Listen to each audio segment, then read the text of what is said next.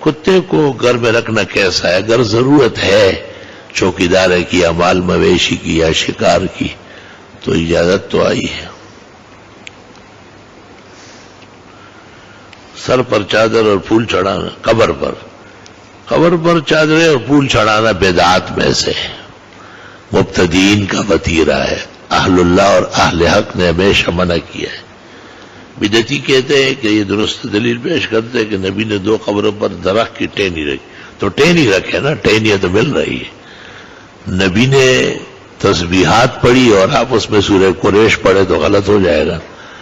حالانکہ سورہ قریش قرآن کی سورت ہے، مگر یہ سجدے اور رکوع میں پڑھنے کی نہیں ہے۔ تو جو عمل نبی کا ہے وہ سر آنکھوں پر ہے۔ اگر کوئی اپنے بزرگ کسی نیک دل کی قبر پر اس خیال سے کہ سنت بھی ہے اور جب تک وہ ٹہنی ہری ہو تو اللہ کا ذکر کرتی ہے، کاٹ کے رکھ لے تو کوئی حرج نہیں۔